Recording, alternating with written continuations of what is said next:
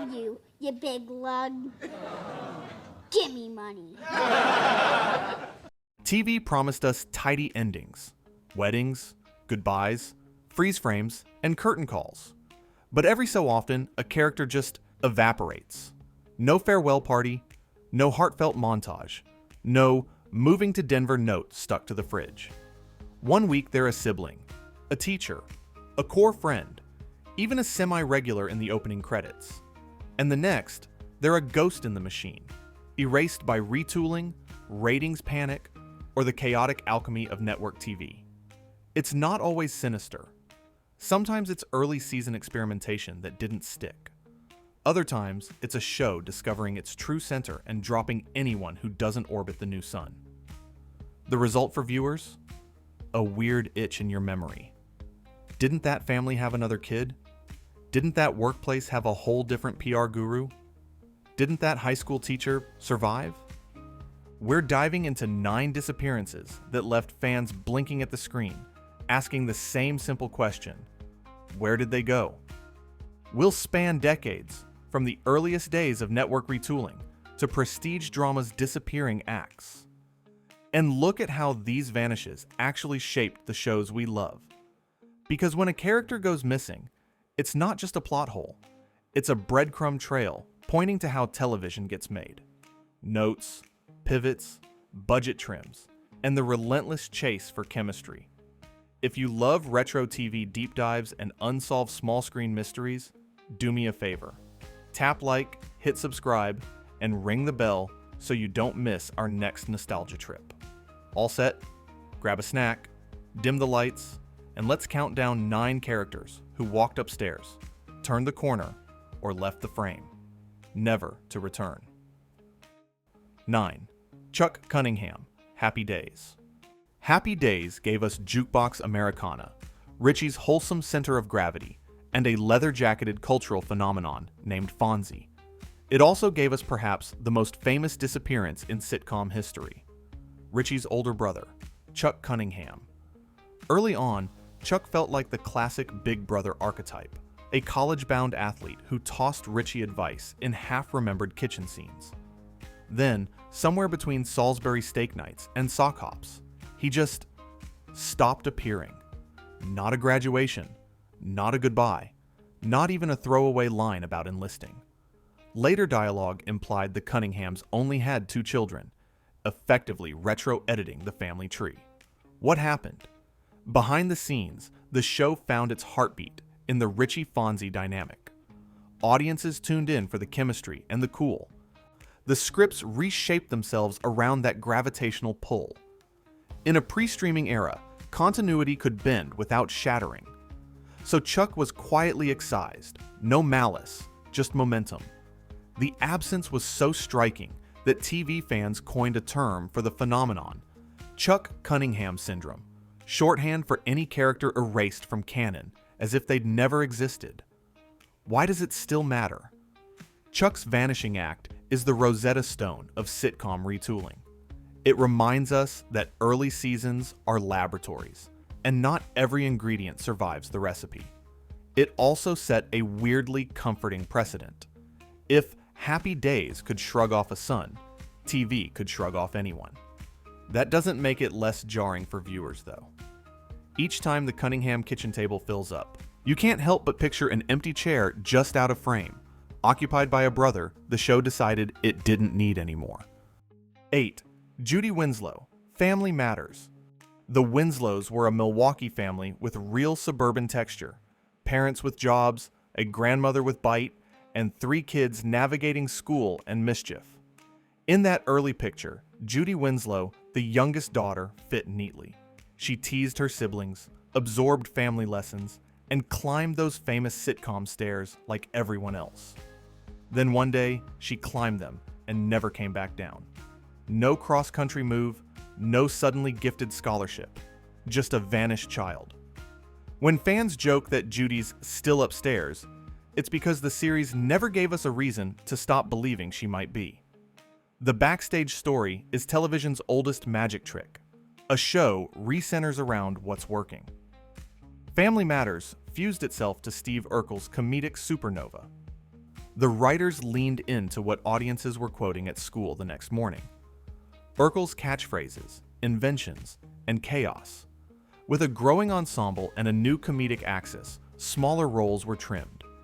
Judy's disappearance became the show's most infamous scene, visible forever in reruns. And yet, the Judy void does more than fuel memes. It highlights how sitcoms evolve under pressure, from family dramedy to high-concept farce, from stair-stepper realism to Urkelbot mayhem. Was it elegant? Absolutely not. But it was instructive. TV is an organism that sheds parts to survive.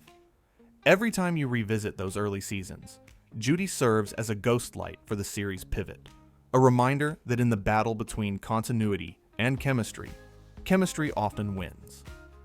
Still, viewers felt the sting of being left without closure, because if a daughter can vanish without a goodbye, what certainty do any of us have in the world of week-to-week TV?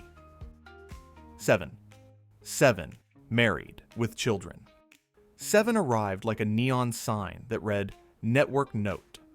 The Bundys, proudly broke, gloriously cynical, suddenly had a cherubic little cousin dropped into their living room. The idea was pure sitcom tradition. Inject a cute child to freshen up the formula and lure new viewers. But Married with Children wasn't built for cute. It was a carnival of iconic dysfunction, where sentiment got roasted and sincerity died on the front porch. Placing 7 among Al's shoe jokes and Peg's apathy was like pinning a smiley face on a leather jacket. The audience sensed it instantly. The rhythm went off beat. Jokes started bending around a character who didn't belong to the show's DNA, and just as quickly as 7 appeared, he was gone. No teary farewell, no back to his parents, not even a classic Bundy relief celebration. He simply stopped being in the frame, except for one darkly funny nod, a milk carton gag hinting at his disappearance. It was the series both acknowledging and satirizing its own misstep. What makes 7's vanishing fascinating is how precisely it illustrates tonal integrity. Married with Children thrived because it never apologized for its bite. Bring in a character designed to sand down the edges, and the whole engine sputters. Removing 7 was an act of course correction disguised as a magic trick. You blink, and he's gone, and the Bundys go back to being the Bundys. It's an inelegant edit, sure, but in the ruthless calculus of sitcom survival, it's also a case study. The wrong ingredient can ruin the stew. The fastest fix is to fish it out and keep serving dinner. 6. Mandy Hampton, The West Wing. For one season, Mandy Hampton strode through the corridors of power with the same velocity as any Bartlett staffer, a media strategist with sharp elbows, a quick tongue, and genuine clout. She's in key scenes, shaping battles, occupying the West Wing geography like a permanent fixture. Then season 2 begins. The camera glides down familiar hallways, and Mandy isn't there. No transfer, no resignation, no subtle line about a consultancy in New York. She simply evaporates from orbit, and the show never truly explains it. Fans, being fans, minted a term. Characters who vanish have been sent to Mandyville. It's a joke, but it points to the way prestige TV can also be a moving target. The West Wing found an exquisite balance among its ensemble. The president's inner circle, the policy wonks, the personal confidences and betrayals. Once that chemistry crystallized, the writers shed roles that didn't harmonize with the new chord. In a workplace drama that prizes verisimilitude, that silence can feel especially loud. Real colleagues change jobs, sure, but they don't blink out of existence between fiscal quarters. Why does Mandy's absence sting? Because The West Wing trained us to notice details and care about institutional memory. When a character simply stops existing, it breaks the illusion that this is a fully continuous world. But it also shows the brutal elegance of serialized storytelling. If a piece doesn't fit the mosaic, it's removed to make the whole image clearer. Mandyville became shorthand not just for a single character's fate, but for the invisible editorial hand that sculpts prestige TV while pretending not to exist. 5. Tina Pinciotti, That 70s Show. Before That 70s Show hit its groove as a basement hangout of misfits and bad decisions, it tried on a few extra accessories, one of them being Donna's younger sister, Tina. She materializes early, a canonical Pinciotti with lines, presence, and the implication of a bigger family web. Then, like a sitcom comet, she blazes across one episode and is never seen again. Not even referenced. It's as if the Point Place phone book lost a page. Tina's vanishing feels small in the moment, but it amplifies on rewatch. Donna's family becomes a recurring site of plot. Her parents' eccentricities, the dynamic with Bob, the constant interplay between the Pinciottis and Formans. A younger sister could have added tension, comedy, or even storylines that mirrored Donna's own coming of age.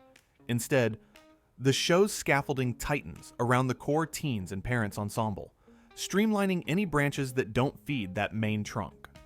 This kind of early season pruning is common. Pilots and first arcs are testing grounds.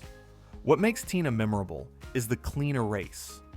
Often, a character gets a line of dialogue explaining the change. Here, the silence is the statement. That 70s Show found its magic in the circle. Eric, Donna, Hyde, Kelso, Jackie Fez, and rarely looked away. Tina's disappearance is a fossil embedded in the foundation. Proof that for a sitcom to feel effortless, someone had to make hard choices. And for fans, it's one more trivia night head tilter. The show that adored running gags also perfected the art of pretending a whole human being was never in the room. 4. Mikey Gonzalez and Nikki Coleman, Good Morning, Miss Bliss, Saved by the Bell. Before Bayside High had neon hallways and timeout hijinks, there was Good Morning, Miss Bliss, a gentler Disney Channel prequel set in Indiana. Zach, Lisa, and Screech were there.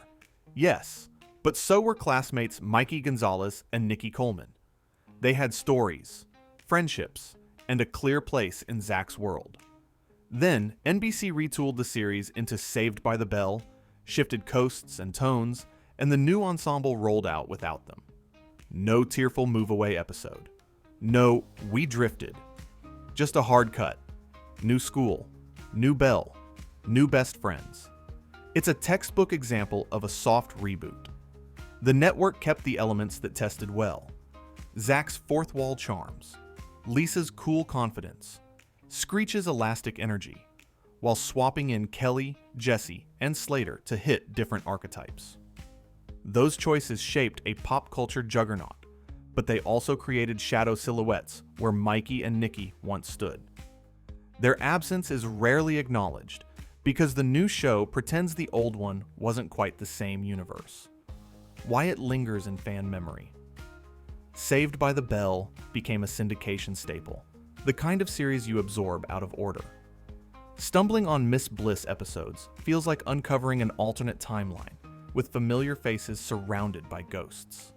Mikey and Nikki are the clearest of those ghosts, proof that even in Saturday morning comfort food, the recipe can change overnight. And yet, the reboot's success also explains the decision. The Belle we remember needed that particular alchemy of characters. It just came at the cost of two friends who were written off not with a goodbye, but with a clean slate. 3. Sara Spooner, the King of Queens. The King of Queens enters the sitcom pantheon by nailing a simple triangle. Doug, Carrie, and Arthur. Every episode a Rube Goldberg machine of petty grievances and big laughs. But season 1 featured another steady presence. Carrie's sister, Sara Spooner. She's free-spirited, a little chaotic, and woven into the domestic mess, popping up with plots that complicated Doug and Carrie's already busy lives. And then, poof. No big move. No spectacular blow-up. Sara just stops showing up in Rego Park, and no one pauses long enough to explain. What this tells us about the show is almost musical. Like a band tightening its set list, the King of Queens realized its best songs came from the clash of Doug's man-child appetites, Carrie's sharp edge, and Arthur's hurricane of old-world absurdity. A fourth anchor added a chord the writers didn't need. Removing Sara honed the frequency of the series. Jokes hit harder when the ping-pong match kept to its central table.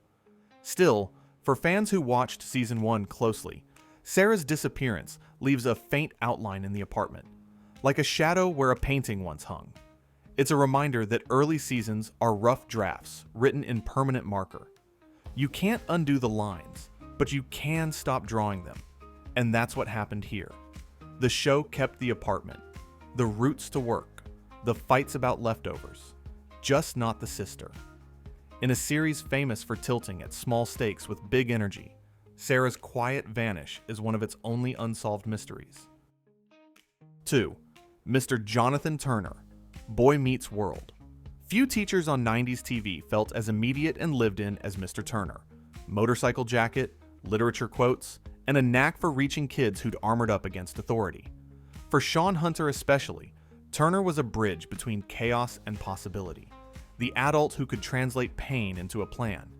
Then the series threw him into a serious accident, put the audience on edge, and never truly circled back in the original run. No bedside goodbye, no definitive epilogue, just a sudden narrative silence where a mentor had been. The absence stings because Boy Meets World is a show about guidance. Parents, teachers, neighbors, all serving as stepping stones. When Turner disappears from the map, there's a spiritual pothole. We keep expecting an update, a letter, a cameo that stitches the wound. Instead, the show's focus redistributes to other figures. Feeney's enduring wisdom, Alan and Amy's steady nerve, even the friend group's evolving bond. In production terms, it's a shift in ensemble weight. In viewer terms, it's unfinished business. Turner's vanishing underscores the thin line between realism and resolution. Real life doesn't guarantee closure. People move, switch jobs, recover off screen. But television usually rewards us with narrative rituals, especially when we've invested in a relationship that mattered. That Boy Meets World thrived anyway speaks to its broader strengths. Yet for a certain generation of fans, there's always an empty desk at John Adams High, reserved for the teacher who changed a life, and then rode off between episodes, leaving us to imagine the rest. 1. Spearchucker Jones, MASH. Early MASH is a collage of tones, soap bubble pranks, biting satire, and raw wartime melancholy. In that first season laboratory, Spearchucker Jones appears as a gifted surgeon and gridiron ringer, woven into the 47th and 7th's tent-side chaos. Then, with striking speed, he's gone.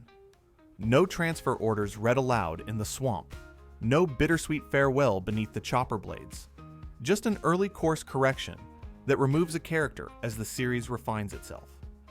What makes this disappearance so emblematic is the clarity of the edit. MASH grew into a character tapestry where every thread mattered. Hawkeye and BJ's bond, Margaret's evolution, Klinger's humanity, Radar's innocence. As the show discovered its long-form rhythm, it cut pieces that didn't fit the picture it wanted to paint for the next 11 years. Day one retooling is the most invisible kind. The series decides what it is before backstory calcifies. Jones's absence becomes part of that decision, an artifact from a draft most viewers met only in reruns. It's tempting to demand an in-universe reason, but the out-of-universe truth is more revealing.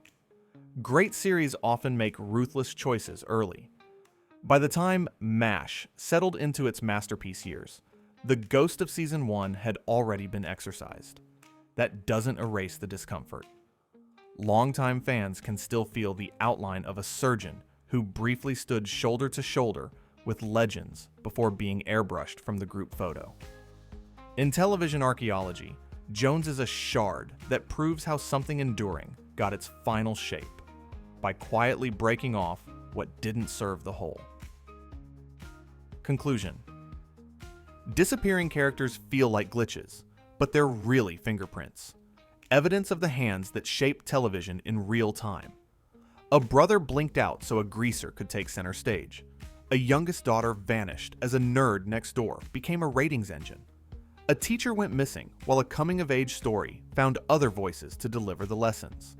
It's messy, sometimes maddening, and occasionally the only way a show survives long enough to become the thing we love in the first place. These 9 vanishes leave us with an odd intimacy. We remember people the series forgot. That memory is its own kind of closure. We carry Judy back down the stairs. We nod at Mr. Turner in the hallway. And with every rewatch, we notice the seams less and the storytelling more. Still, the mystery keeps TV alive between episodes. So let's turn it over to you. Which character disappeared from your favorite show without a proper goodbye? Drop your picks in the comments, and we'll build a part 2 from your best suggestions. Until then, keep your remotes handy and your nostalgia tuned to the Throwback Network.